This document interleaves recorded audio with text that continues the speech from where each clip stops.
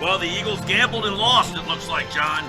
The Eagles decide to release DeAndre Carter. It was a sign that Darren Sproles was going to be ready. You mentioned yesterday, barring an unforeseen setback, that would be the move moving forward. Well, today the news came out that Darren Sproles looks like he's going to be out for Sunday, and you said if that happens, that says it's more than just the hamstring problem they were letting on. Well, not necessarily. I mean, the Eagles confirmed it. It is a hamstring. It's supposedly a different area of the hamstring. So what we said yesterday, barring a setback, well, they had a setback. And if the first hamstring injury is any indication, it's not only this Sunday, it's going to be a while again. And some people are speculating, and I can't blame them, that this might be it for Darren Sproles, not only with the Eagles, but obviously in the NFL, since he claimed this will be his last year. Difficult circumstance. Eagles were counting on him. As you mentioned, to me, the bigger issue is the punt return job, because DeAndre Carter had been handling that. They waived him thinking they would be able to get him through waivers and back on the practice squad. Didn't work out that way. The Texans plucked him off waivers. And now somebody's got to return punts. Corey Clement did it earlier this season. Not very well, if you remember that Indianapolis game specifically, with a little bit of bad weather. Plus, he was sick today. He didn't practice. And then you have guys like Golden Tate and Nelson Aguilar. So somebody's going to have to return punts. Yeah, Tate just got here. I know he's done it before. Aguilar, he's had lukewarm success at that. But what about the running game? We had discussed about the possibility of, all right, finally, Doug will have a guy that he trusts, that he feels like, all right, I can maybe grind a game out. Like, I'm up 17-0, and I can turn around and hand the ball off 6 to 8 times in the last 20 minutes of a game and try to extend some clock. That kind of theory now goes out the window. Yeah, and it's going to move forward the way the Eagles have been going. It's going to be Wendell Smallwood. If Corey Clement bounces back quickly enough from this illness, and Josh Adams. And I think the latter, Josh Adams, is more likely to get more and more playing time, more and more touches as far as running the football, because I think he has the biggest ceiling. But then you talk about the near fumble in the Jacksonville game, obviously an undrafted rookie. So it does come down to trust, and that's the big issue. That's the big word, because I don't think, talked to Deuce Staley earlier this week, they're never going to come out and say it, but you get the feeling there's not a lot of trust in any of these running backs from Doug Peterson or Deuce Staley. So now what? Do you have any concerns that you were never really concerned ever, but now what for the run game? I mean, how much does Golden Tate's presence help? Or, I mean, like you said, everyone, including Doug and this coaching staff, was really banking on Darren Sproles returning here and boosting this backfield. Are they comfortable with what they got, and how does this affect their potential game plan week to week moving forward? Well, I think on particular game days, it will a little bit come down to who has the hot hand as far as running the football. But on third downs, it's going to be Wendell Smallwood, which is kind of amazing considering where he was at the beginning of this season. He's not the best pass protector, but he's the best of the bunch, at least from their standpoint. I think Corey did it better last season, but for whatever reason, he's been in the doghouse. And it's going to be a feel, and if somebody gets hot, I think they'll go about it that way. With Golden Tate's presence, I think you have to start looking at the short passing game as sort of a complement to the run game, and maybe you'll see a few more manufactured touches, some bubble screens, and I think he'll be more effective at that type of thing than, say, Nelson Aguilar was. So now now what for Corey Clement? Is this now the team's success, how much relies on his success in the backfield, or are you okay with Smallwood and Adams taking majority of the carries if needed? No, I'm not okay with anybody.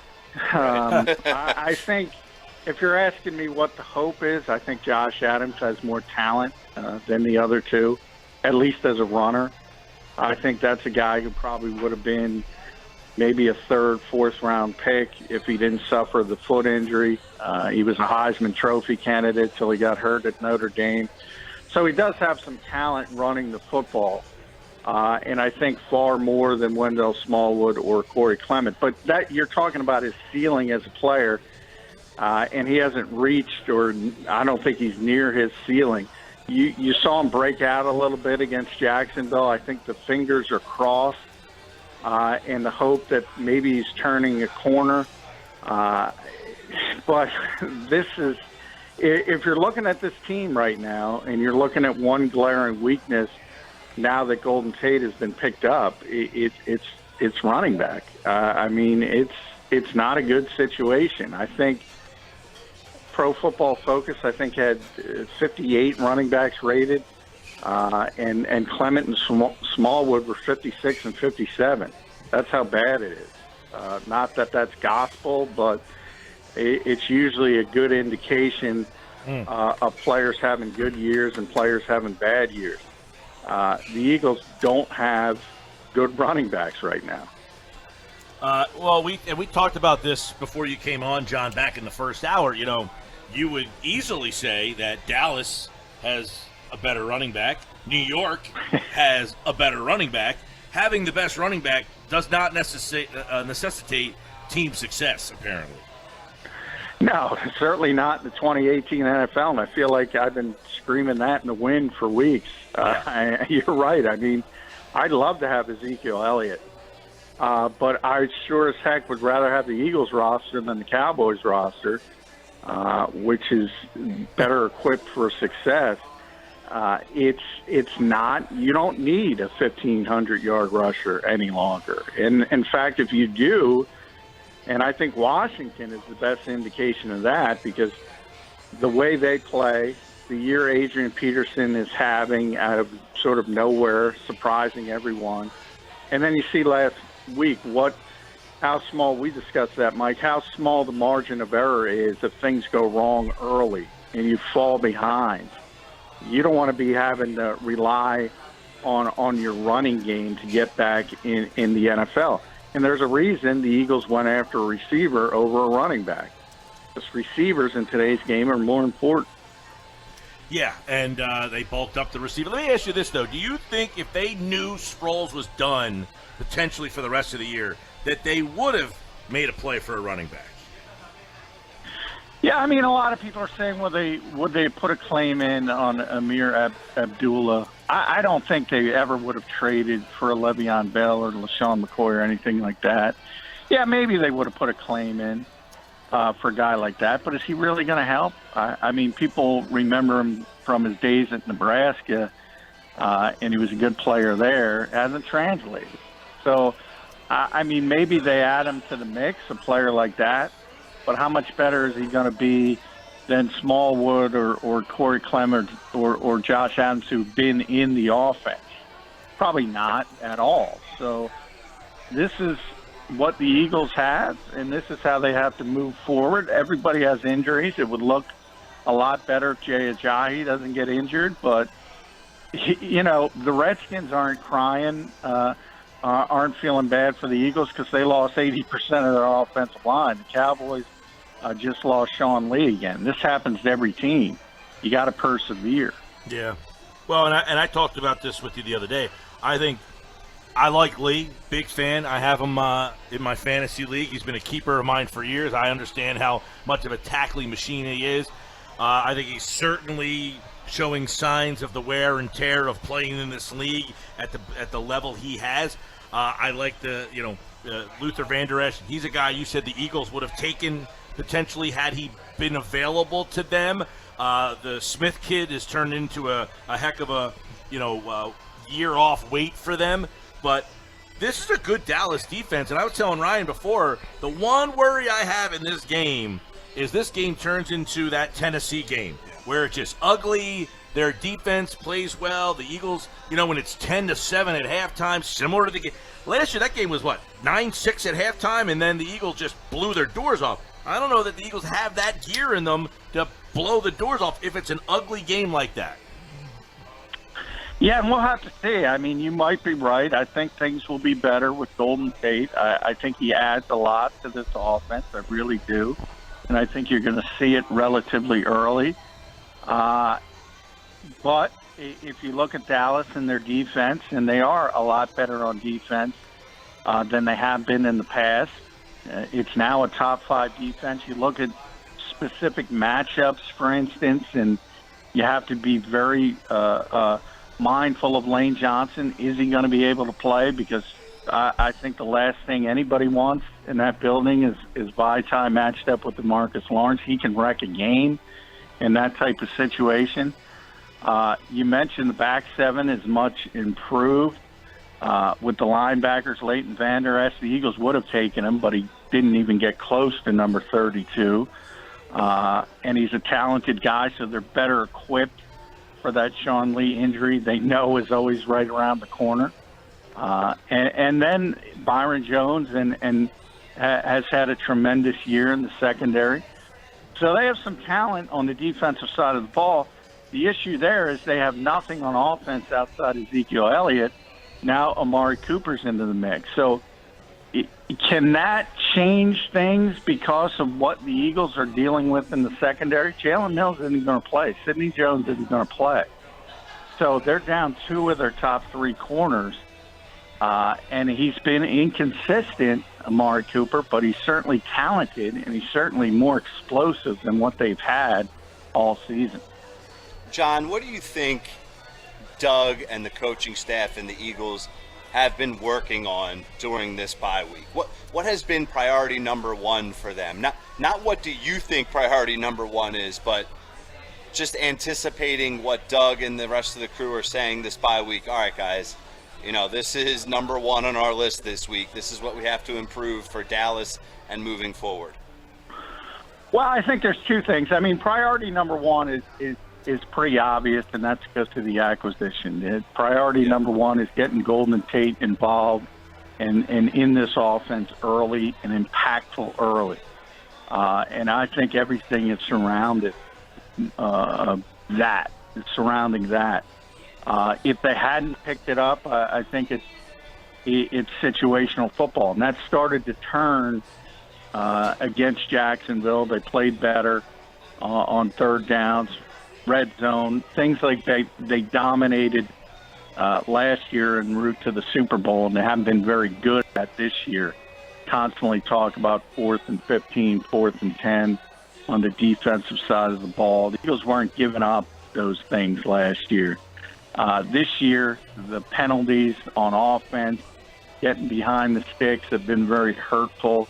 So they want to clean that stuff up. But once Golden Tate got here, it's got to be getting him up and ready to go. And the good news is, and I've said this from day one, he's really, really smart player, really high football IQ.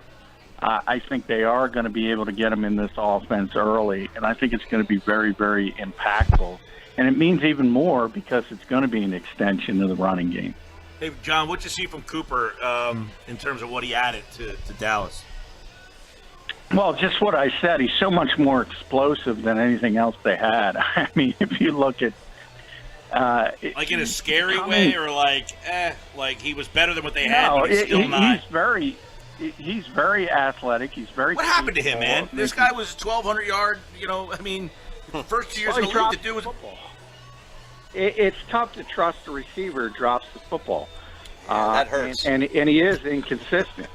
But he is explosive. And when Cole Beasley is your top receiver before he comes in, and then it's really Jeff Swaim, the tight end. I mean, I think that's where they really overlooked the offseason. When Witten left, they what the hell were they thinking?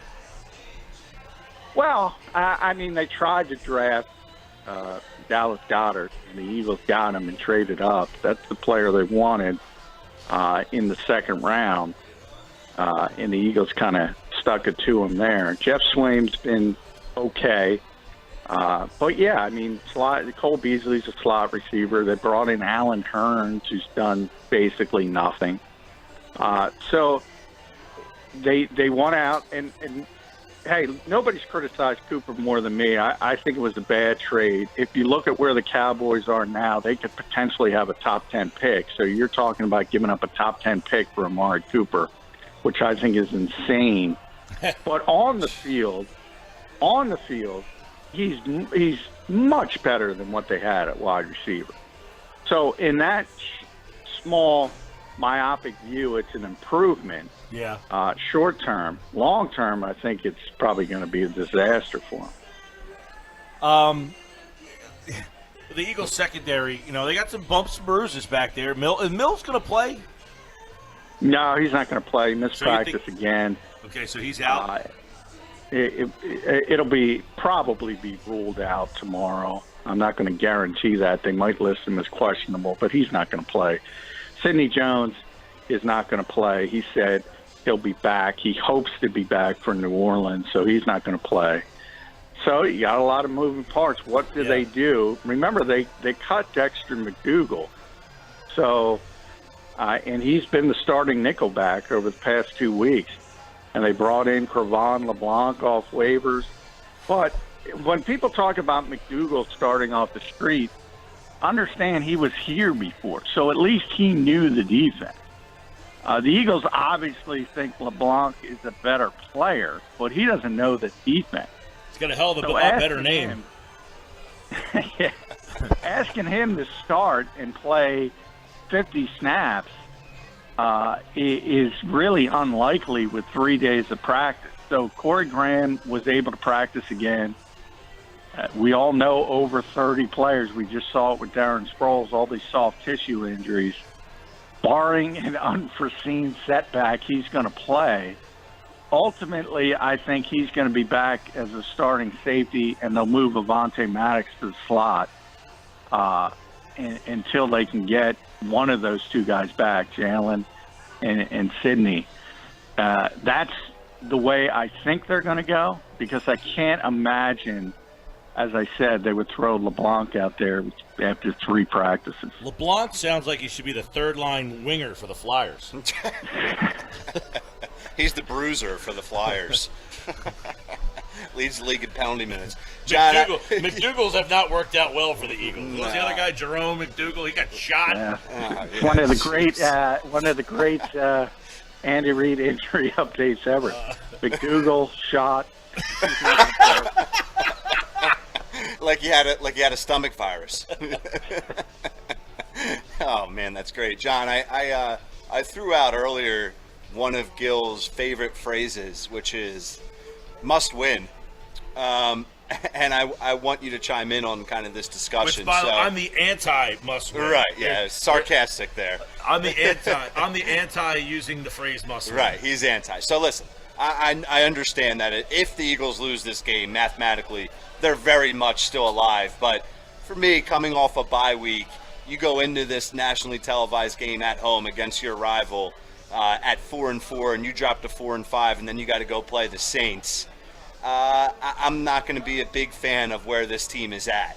So, what's your thought on this week and the importance of the game just in general, and chiming in on that must-win ridiculous statement? Well, it's very important. I mean, it depends how you frame it. Is it literal? No, it's not literally a must-win. Yeah. From a figurative standpoint, yeah, it's really important. This team has to win their division games. That's how they're going to make the playoffs. They're not going to be a wild card. Forget about that. They have to win the NFC East. And they're set up to win it with all the Redskins injuries, with all the Cowboys struggles. But they got to go out there and do it. If they lose to the Cowboys at home, that's not a good sign. In fact, that's a horrific sign. So, yeah, this is a really, really important game.